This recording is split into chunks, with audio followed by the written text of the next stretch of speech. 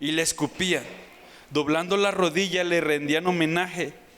Después de burlarse de él, le quitaron el manto y le pusieron su propia ropa. Por fin lo sacaron para crucificarlo. ¿Te puedes dar cuenta que nosotros estamos en esa multitud? En esa multitud que muchas veces no queremos nada con Dios, que muchas veces menospreciamos a Dios y nos burlamos de Él, de que si es el Rey del mundo, ¿por qué no cambia mi problema? Y nos encerramos a que lo que debe de cambiar es mi vida o las circunstancias que me rodean y no mi corazón. Y es en medio de esas circunstancias donde nos queremos burlar de Dios, donde queremos vivir pensando solamente en nosotros, que Cristo está ahí viéndonos y pidiendo, intercediendo por cada uno de nosotros. Cristo no quiere que cambie nuestra circunstancia. Cristo lo que quiere es que cambie, ¿qué? Nuestro corazón. A Cristo le interesa que nosotros podamos venir a Él en arrepentimiento y fe. Sin importar cuán perversos hayamos sido, podemos tener la seguridad que Cristo está dispuesto a perdonar nuestros pecados. Cuando venimos a Él en arrepentimiento y fe, es lo que está pidiendo Él. Él no pide que su circunstancia cambie. Él pide ¿por quién? Por sus enemigos. Qué irónico, ¿no? ¿Quién de nosotros estaría dispuesto a amar a un enemigo cuando está experimentando la ira de su enemigo? Ninguno de nosotros. Pero el amor de Dios es un amor, que sobrepasa nuestro entendimiento. Un amor tan maravilloso que aun cuando experimenta la perversidad de nuestro corazón, Él sigue dispuesto ahí ¿para qué? Para amarnos y para perdonarnos. Y es lo que nos recuerda esta palabra, que Cristo está dispuesto a perdonar nuestros pecados, siempre y cuando vengamos a Él en arrepentimiento y fe. Y no solo eso podemos ver en esta palabra, sino que también podemos ver que es una palabra que nos enseña a perdonar. ¿Quién de nosotros no tiene una persona que nos hace difícil de amar y creemos que nos ha hecho la mayor ofensa y no lo podemos perdonar? Pues Cristo en la cruz nos enseña que se puede perdonar cuando se ama a personas, cuando se deja de pensar en nosotros mismos y empezamos a pensar en el demás. Cristo estuvo dispuesto a perdonar nuestras faltas sin importar cuál haya sido. Quiero terminar con este verso que dice de la siguiente manera: vine cargado con la culpa mía, de lejos, sin alivio a mi dolor. Mas en este lugar, ¡oh qué alegría! Mi solaz y mi dicha comenzó. Aquí cayó mi carga y su atadura, en este sitio rota yo sentí. Bendita cruz, bendita sepultura, y aún más bendito quien murió por mí. Amén.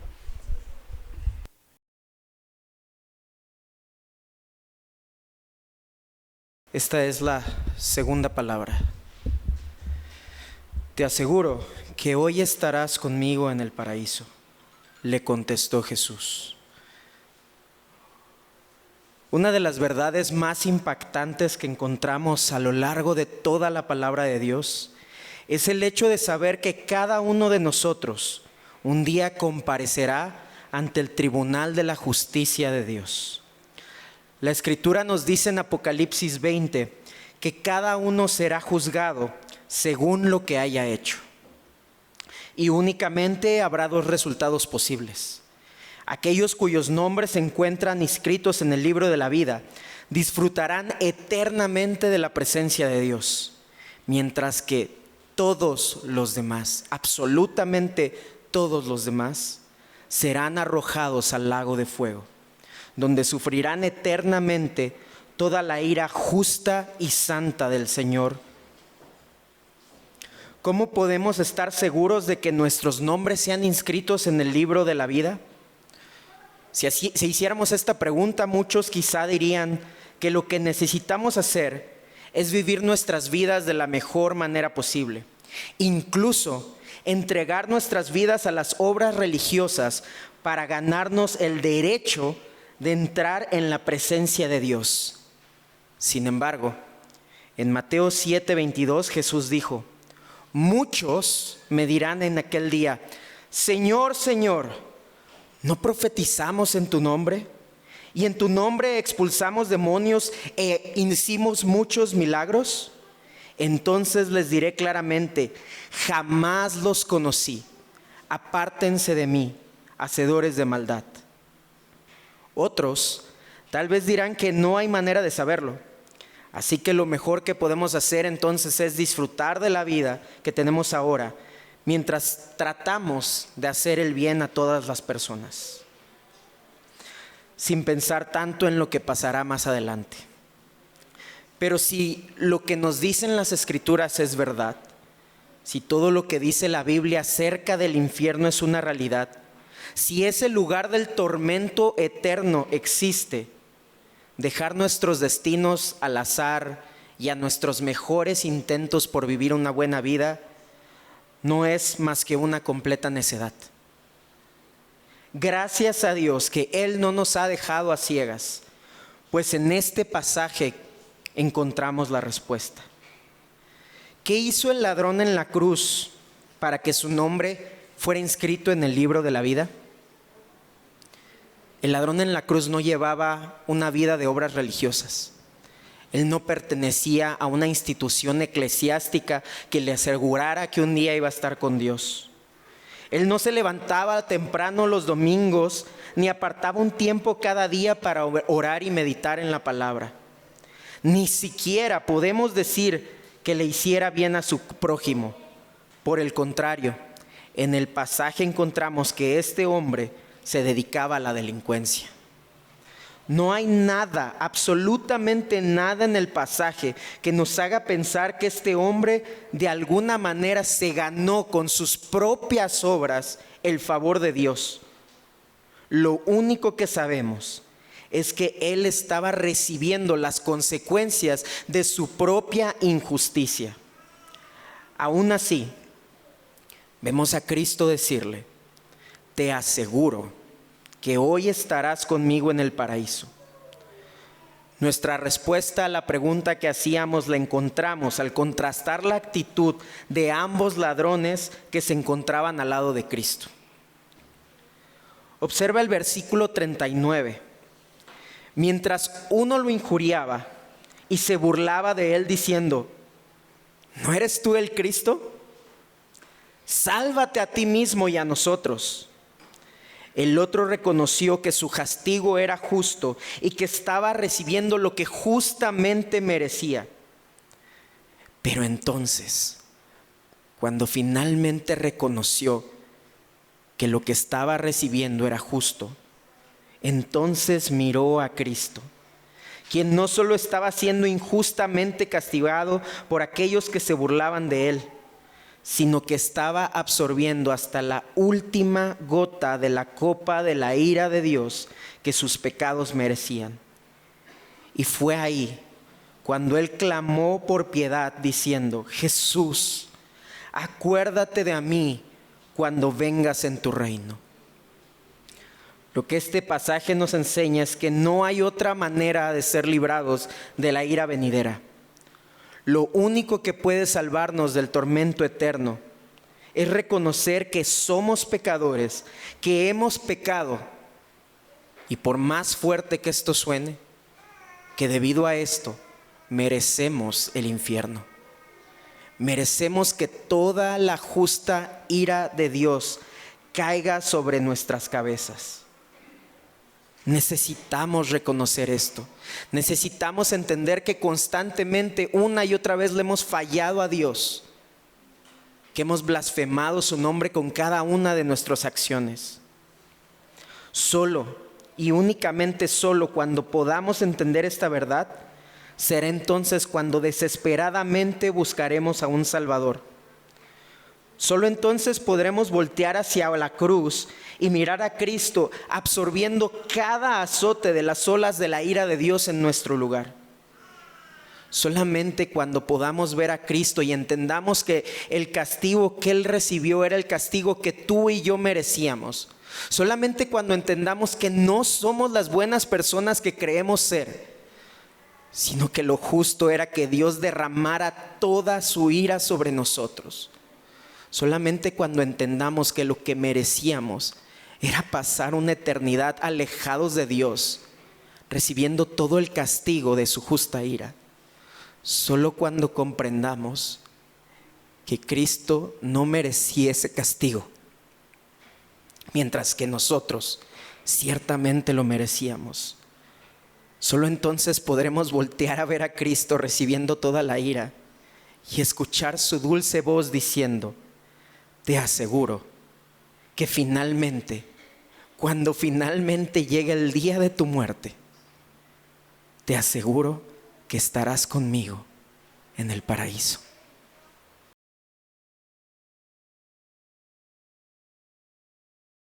Cuando vio Jesús a su madre y al discípulo a quien él amaba que estaba presente, dijo a su madre: mujer, he ahí tu hijo. Y para muchos autores, esta es la palabra más conmovedora en la hora de la crucifixión de nuestro Señor Jesús.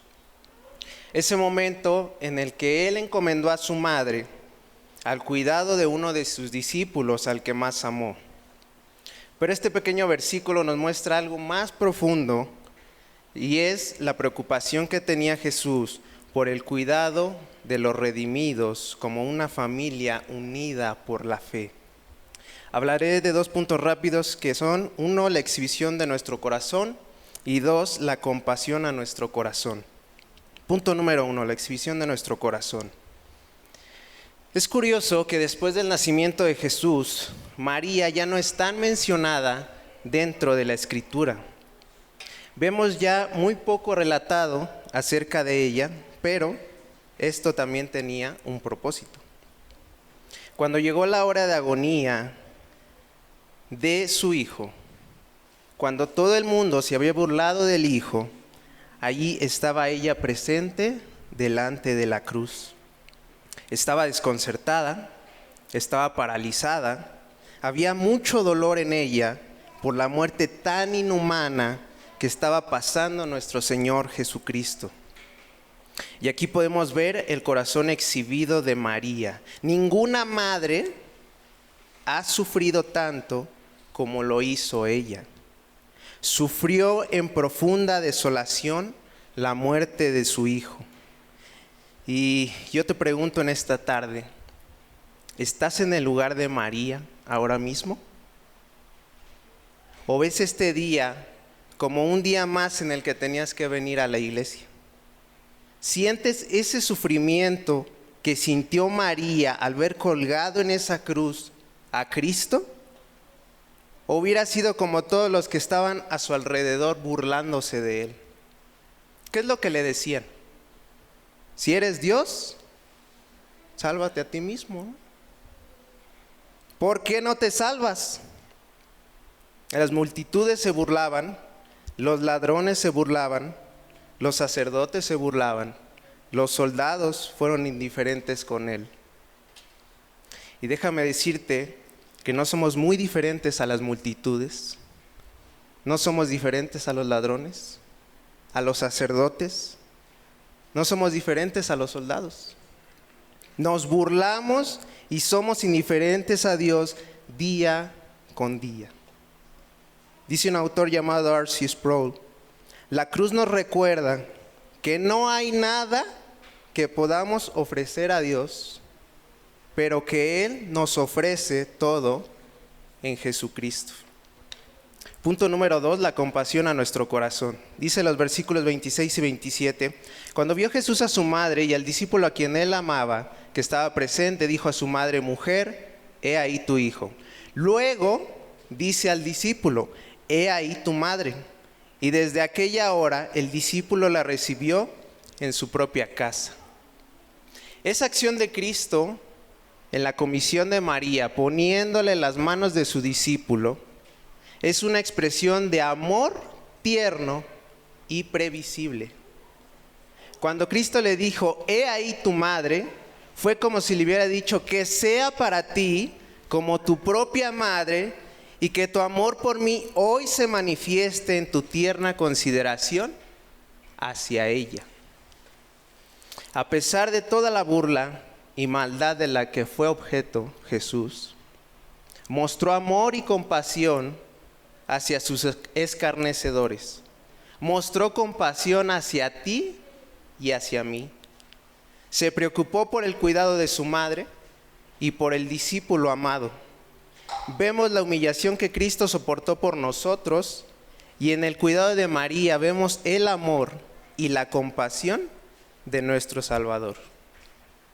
Termino con esta frase del autor James Packer, que dice de la siguiente manera: Jesús nos enseña que el amor no es una emoción pasajera, sino un compromiso constante con el bienestar de los demás. Señor les bendiga.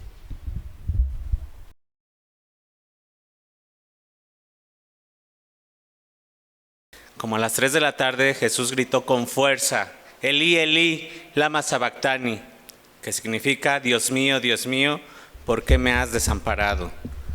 Desde las 9 de la mañana, como a mediodía más o menos, estuvo colgada a la luz del sol.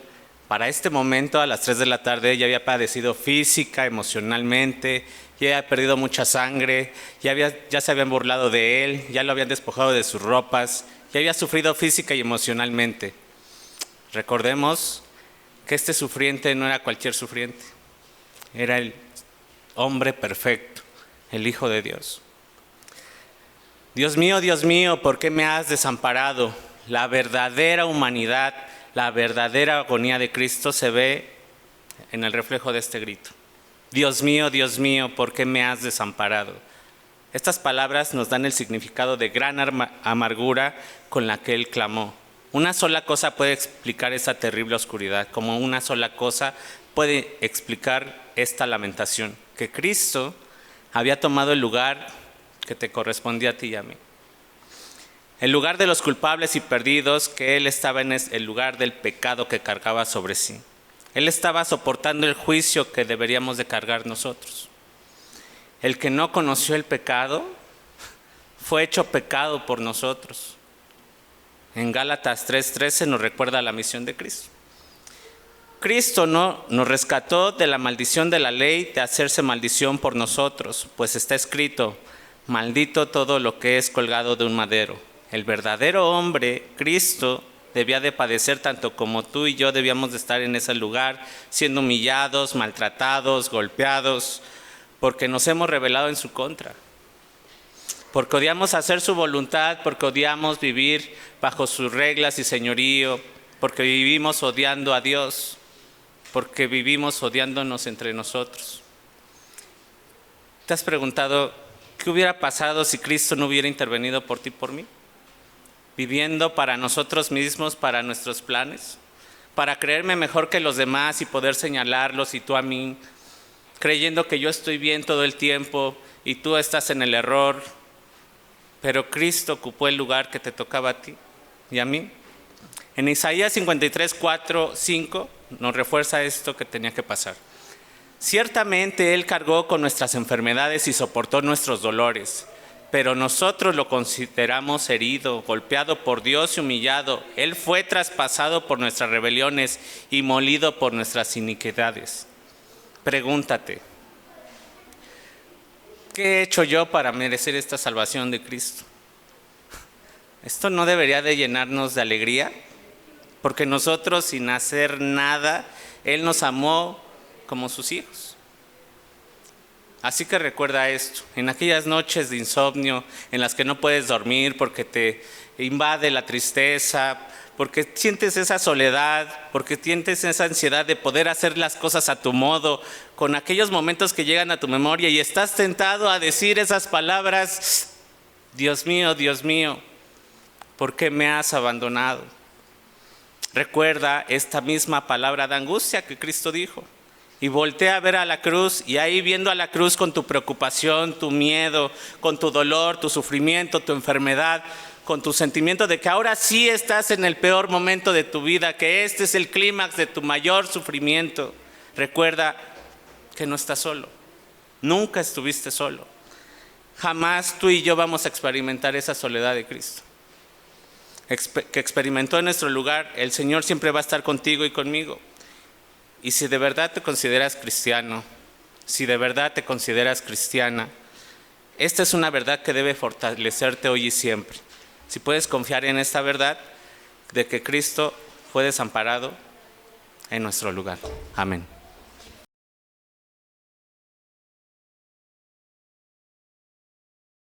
Después de esto, como Jesús sabía que todo había terminado, y para que se cumpliese la escritura, dijo: tengo sed.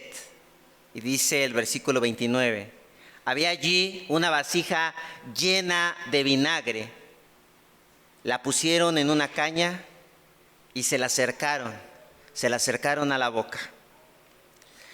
Y es interesante lo que dice el texto que acabamos de leer. Dice, para que la escritura se cumpliese. Ese día, dicen los estudiosos, que se cumplieron alrededor de 30 profecías. Y esta quinta palabra forma parte de cada una de esas profecías que se cumplieron. El Salmo 22:15 nos habla un poco acerca de esta profecía. Vean lo que dice el Salmo 22:15. Como un tiesto se secó mi vigor y mi lengua se pegó a mi paladar. Y me has puesto en el polvo de la muerte. Este salmo señala la sed que iba a tener Jesús años más adelante. Pero también el Salmo 69:21 nos habla también proféticamente de esta profecía en la cruz. Dice, en mi comida pusieron hiel, para calmar mi sed me dieron vinagre. Tengo sed, como ya les dije, es la palabra más corta. En el original, en griego, se dice a través de una sola palabra que es dipso. En el latín, la palabra es sitio. De los 4 evangelistas, el único que recuerda esta palabra es el evangelista según San Juan. Y es algo realmente que debemos de tomar en cuenta. Debemos recordar que a Jesús se le había ofrecido de beber y desafortunadamente Él no quiso. Vean lo que dice Mateo 27:33. Cuando ya ahora sí a Él le van a dar de beber. Mateo 27:33. Llegaron a un lugar llamado Gólgota, que significa lugar de la calavera.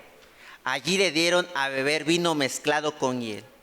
Pero después de haberlo probado, se negó, dice la Escritura, a beberlo. Y Marcos 15:23 también dice, le ofrecieron a beber vino mezclado con mirra, pero dice la Escritura que no lo tomó. El vinagre es un elemento muy importante en la Escritura, porque el vinagre en la antigüedad era utilizado como un analgésico. Y fíjense lo que está sucediendo ahí, le ofrecen vinagre, él toma un poco, pero después no lo quiere. Esto es algo bien interesante, porque nos trata o nos señala una verdad bien importante que hoy quiero que quede grabada en nuestros corazones. El Dios del Evangelio es un Dios que entiende el sufrimiento humano. Él lo experimentó. Es más, Él quiso sufrir también, voluntariamente. ¿Por quién? Por ti y por mí.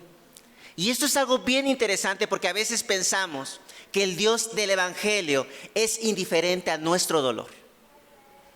Pero hoy en esta palabra tenemos que recordar que el Dios del Evangelio no es indiferente al dolor humano, porque Él mismo lo experimentó. Cuando Él está diciendo tengo sed, Él nos está diciendo a cada uno de los que estamos aquí que Él entiende ese momento cuando tú te sientes solo, cuando te sientes abandonado, que Él también te entiende cuando te sientes desesperado, cuando no tienes un empleo. Él te comprende porque Él experimentó el dolor. Él también entiende tu angustia cuando estás peleado en tu matrimonio, cuando estás conflictuado con un amigo, con una amiga. Él entiende cada sufrimiento que hay en tu vida. Y hoy tenemos que reconocer que muchos de nosotros a veces sentimos que Dios no nos está mirando en los momentos más dolorosos. Pero hoy esta palabra nos dice todo lo contrario. Hoy Cristo, hoy el Dios del Evangelio te está diciendo: yo entiendo tu dolor, yo conozco por lo cual tú estás pasando. ¿Por qué? Porque yo lo experimenté. Nadie me lo ha contado. Yo entiendo el dolor humano el cual tú estás sintiendo en esta mañana. Así es que hoy debe de quedarnos claro que el Dios del Evangelio no es indiferente a nuestro dolor, a tu dolor. Así es que cada vez que sientas que Dios solamente es un espectador de tu vida, el Evangelio te dice: no, Dios no es un espectador que se está viendo nada más con manos cruzadas, que te ve llorar y que dice: qué bien que está llorando, qué bien que está angustiado. No, el Dios del Evangelio va y está contigo y llora contigo y está ahí. Así es que hoy tenemos que recordar esta verdad a través de esta palabra. Pero surge otra pregunta: ¿por qué tenía sed? ¿Por qué tenía tanta sed Cristo? Habían pasado muchísimas horas después de que Él fue arrestado. Y Él fue crucificado aproximadamente a las 9 de la mañana. Y cuando Él está diciendo esta palabra, aproximadamente, dicen los estudiosos, que está siendo un poquito más arriba del mediodía. No sé ustedes, pero ahorita yo siento mucho calor y tengo sed. Imagínense a Él, que había sido llevado de un lado a otro para ser enjuiciado ante diferentes tribunales. Había sido lacerado, había sido castigado por los soldados romanos. Imagínense, ¿sí?, el grado de sed que tenía Jesús. Por eso Él en la cruz, después de varias horas, dice esta palabra: tengo sed. Ahora, esta necesidad de agua por parte de Jesús en la cruz nos recuerda también las diferentes necesidades que tenemos nosotros. Jesús en la cruz tiene la necesidad de agua, y vaya que sí era importante. Pero Él está ahí por otra necesidad más importante que no tiene Él, sino que tenemos nosotros. ¿Y cuál es esa necesidad? La necesidad de salvación. Pero cuando Él dice tengo sed, nos recuerda esas necesidades que sí son importantes para nosotros. Cada uno de ustedes tiene una necesidad. Yo tengo necesidades. ¿De qué tienes necesidad? Quizá de aceptación, de que todas las personas te digan: eres el mejor, tú tienes la verdad. Tenemos también la necesidad de éxito. Todos los seres humanos queremos que los demás nos reconozcan y nos rindamos ante ellos, y que nos digan: sí, es cierto, eres tan sabio, eres tan inteligente que no hay otra persona como tú. Tenemos la necesidad de estar en la cima, de que otras personas nos reconozcan y nos digan: qué buena persona eres. Tenemos la necesidad de una pareja, tenemos la necesidad de amor, de felicidad. Piensa cuál es tu necesidad más grande. Pero Jesús en la cruz, cuando dice tengo sed, nos viene a recordar que la necesidad más grande no son estas cosas que he mencionado, sino la necesidad más grande que tiene la humanidad es de Él. Y eso me recuerda una escena en donde una mujer, en el Evangelio según San Juan, capítulo número 4, ¿se acuerdan? La mujer de Samaria va a un pozo y se encuentra con Jesús, ¿sí? Y Jesús le pide que le dé de beber, ¿se acuerdan? Y esta mujer le dice: si supieras quién soy yo, pues no me pedirías de beber. Yo soy una samaritana. No tendrías ni siquiera por qué pedirme, porque había un pleito entre samaritanos y judíos. Y sin embargo, dice Jesús: yo te voy a dar de beber, pero de una agua, ¿recuerdan el pasaje? De un agua que es mejor que la de este pozo que estamos aquí. Un agua que va a saciar todas tus necesidades. Y esa agua, dice Jesús, le dice a la samaritana: soy yo. Así es que la pregunta en esta mañana es muy fuerte: tengo sed. ¿es Cristo mi mayor necesidad?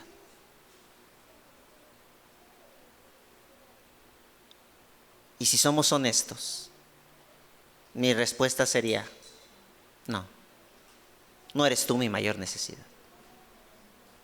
Pero hoy Cristo viene y dice, quiero que tú te des cuenta que sí, yo soy tu mayor necesidad.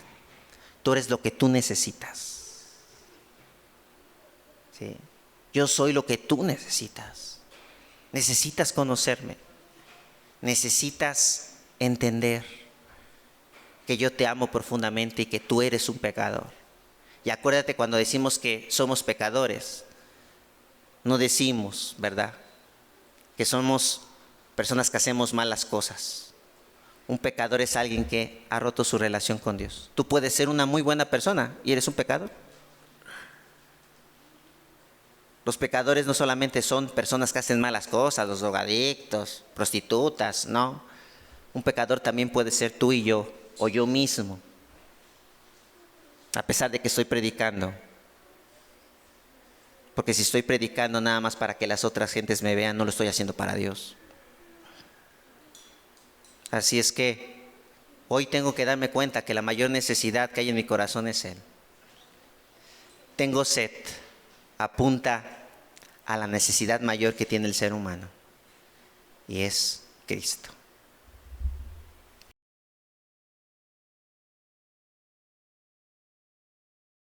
Consumado es. Jesús está en la cruz y en un grito de victoria dice, consumado es. ¿Qué está terminado exactamente? Jesús acaba de completar el gran plan de Dios para salvarnos de nuestros pecados. El pecado es cualquier cosa que pensamos, decimos o hacemos que es desobediencia a Dios. Desde el principio, el pecado entró en el mundo. Ha separado a toda la humanidad de Dios.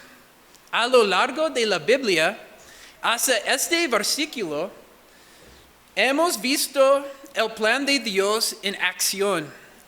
Jesús, siendo plenamente Dios y hombre, vivió una vida perfecta para morir en la cruz por nuestros pecados. Jesús fue el sacrificio perfecto para morir en nuestro lugar. Pagó la deuda que teníamos y que ni siquiera podíamos pagar. En griego, consumado es significa tetelestai. Esta palabra se usaba comúnmente en la época de Jesús. Se usó en los recibos que significan pagado en su totalidad. Cuando Jesús estaba en la cruz y dijo que estaba consumado, quiso decir que todo se cumplió y todo pecado fue pagado por la obra que hizo en la cruz.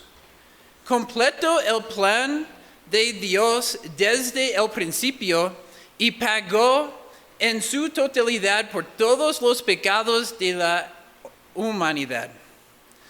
Una cosa de muchos de ustedes no saben de mí es que cuando estaba en la prepa era corredor. En pista y campo corrí la carrera de 1,600 metros.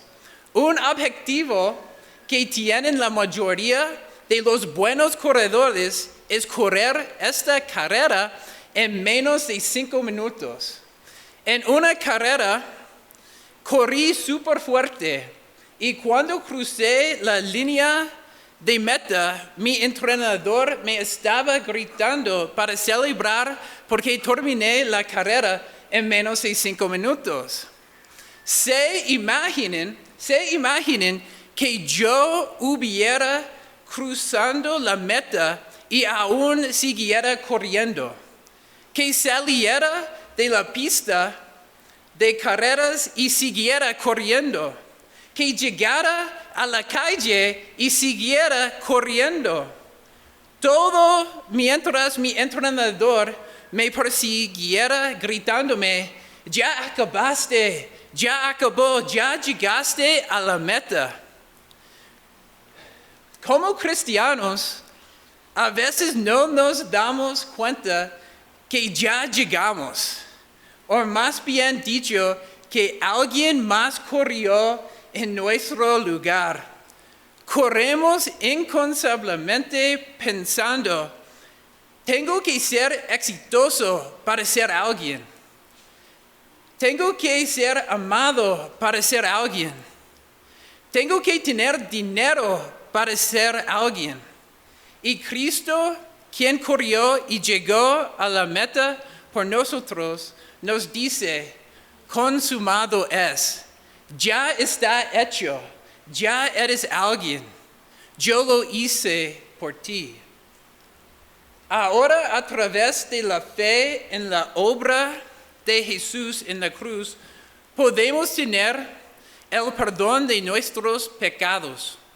Todo el pecado que hemos cometido en el pasado, estamos cometiendo ahora y cometeremos en el futuro. Ha sido pecado en su totalidad por Jesús. A través de esta fe, ahora podemos vivir libremente y tener una relación con Dios. Entonces, cuando no consigues ese ascenso, lo que querías en el trabajo, o pierdes el trabajo, recuerda que Dios ve tu valor mientras Jesús murió en tu lugar. Cuando se trata de problemas matrimoniales, recuerda que estás perdonado y completo en Cristo. Cuando quieras esforzarte más, ser mejor o ser más fuerte, podemos descansar en el hecho de que Jesús terminó lo que nosotros nunca podríamos hacer. Necesitamos recordarnos constantemente, mirar la cruz y recordar lo que Jesús pagó cuando recordamos sus palabras finales de todo está consumado.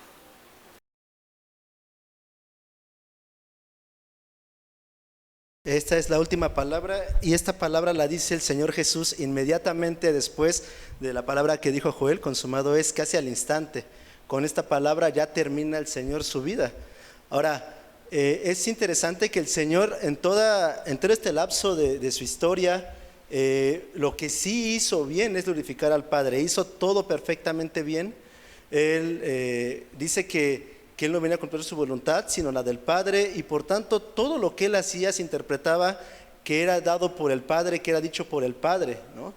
Es decir, que en todo momento Él se sometió a Dios, hizo todo lo que Dios dijo, y uno esperaría entonces que el resultado de su vida no fuera el que estamos ahorita presenciando, ¿no?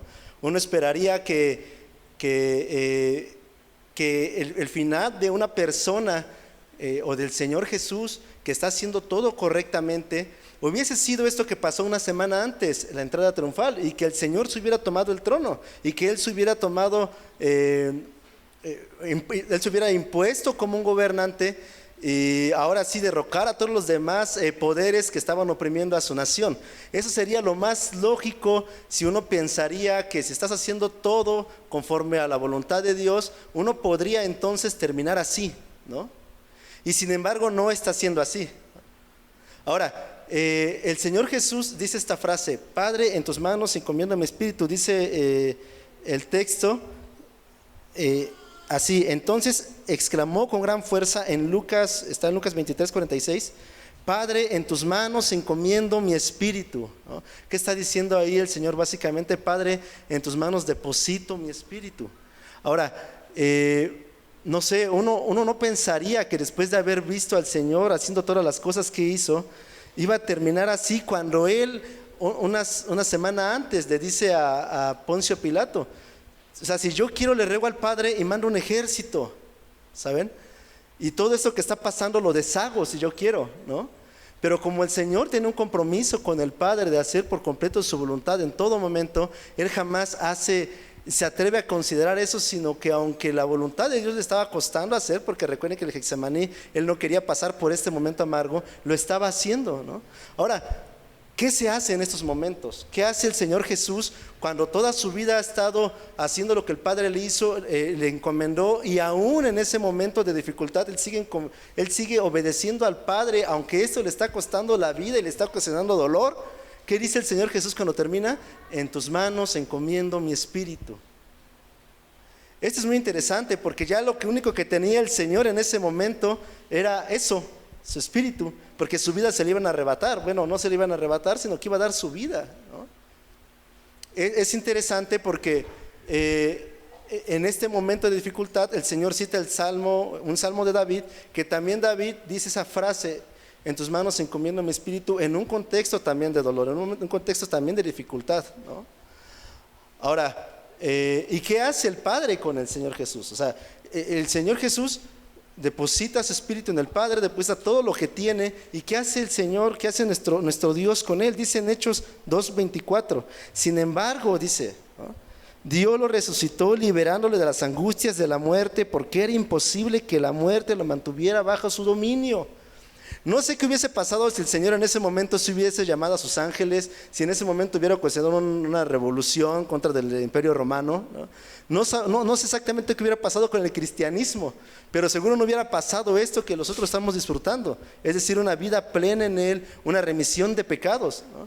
¿Y todo por qué? Porque pudo confiar el Señor, su espíritu y todo lo que tenía en el Padre. ¿Y qué hizo Dios? Lo resucitó, no lo dejó ahí en la muerte. Es decir, confió los planes en el Padre, y el Padre hizo lo que tuvo que haber hecho, lo resucitó. Y enseguida dice, ya después de que Cristo se eleva al cielo, dice el Señor: toda potestad me dada en el cielo y en la tierra, por tanto vayan. Él recibió la potestad en el cielo y en la tierra porque el Padre lo resucitó, porque Él permitió y puso en el Padre todo lo que tenía, lo último que le quedaba. Ese es el texto básicamente, y vemos cómo el Padre resucita al Señor Jesús y lo glorifica, y cómo Él tiene todo dominio sobre todas las naciones, y cómo su imperio, cómo su gobierno no va a tener fin, pero porque pudo depositar en el Padre, en el Señor, su espíritu. ¿Qué hay para nosotros, no? Uno podría pensar, bueno, yo llevo una vida tal vez no tan cristiana, pero busco cumplir los mandamientos del Señor, busco amarlo, busco obedecerlo. Seguramente me va a esperar algo bueno en un futuro, ¿no? Seguramente lo que va a ocasionar con mi vida es que pues voy a prosperar en todos los planes que tengo, ¿no? Realmente no lo sabemos, posiblemente sí, pero fíjense lo que dice Primera de Pedro 4:12. Dice: queridos hermanos, no se extrañen del fuego de la prueba que está soportando como si fuese algo insólito. Uno pensaría entonces que va a ir todo bien, pero cuando esto no se cuadra en nuestra realidad, cuando el pensamiento de nosotros no realmente es respetado por los excesos de la vida, dice Pedro, no se sorprendan si pasan por algo que los perjudique, ¿no? Y no es de sorprender, porque si nuestro Señor, que estaba cumpliendo la voluntad del Padre, fue crucificado, creo que no nos sorprendería en un momento determinado que pues nosotros también nos veamos en esa situación, ¿no? No se sorprendan, que no les cause sorpresa el decir, bueno, yo tenía un plan y estoy obedeciendo al Señor, y miren, pues salió este cuate y me hizo esto y ya, ¿no? ¿Qué, Señor? Estoy cumpliendo tu voluntad, tú deberías entonces, Señor, bendecir todo lo que estoy haciendo, ¿no? Pero realmente no hay una garantía en eso, ¿no? Pero ¿qué debemos de hacer en esos momentos en los cuales nosotros pues no vemos que realmente se está haciendo lo que nosotros queremos o como nosotros lo queremos? Podemos hacer lo que el Señor Jesús hizo y lo que David hizo en su momento: encomendar al Señor nuestro espíritu. No hacer un plan de que estoy obedeciendo al Señor y entonces no sale, pues voy a hacer, no sé, mover mis palancas para que todo fluya mejor. No, confiar en el Padre también, ¿no? Eso es lo que aprendemos del Señor Jesús. ¿Y qué va a hacer el Padre con nosotros? Fíjense, lo mismo que hizo con el Señor Jesús, porque al final del día esto se va a resumir en que algún día vamos a morir todos, ¿ok? ¿Y qué hace el Señor en estos momentos en nuestro último momento de llanto, de dolor, ¿no? Si encomendamos al Padre en nuestro espíritu, ¿qué va a hacer el Señor? Fíjense lo que dice por último Corintios 15:22. Lo cierto es que Cristo ha sido levantado de entre los muertos como primicias de los que murieron. De hecho, ya que la muerte vino por medio de un hombre, también por medio de un hombre viene la resurrección de los muertos. Pues así como en Adán todos mueren, en Cristo también todos volveremos a vivir, ¿no? Lo que quiero llevar a pensar en esto es que cuando nos veamos en un momento de cumplir la voluntad del Señor, cuando veamos que nuestros planes funcionan, pero cuando veamos que estos planes también fracasan, confiemos como el Señor confió en el Padre, pongamos nuestro espíritu y todo lo que tenemos por último al Padre. Amén.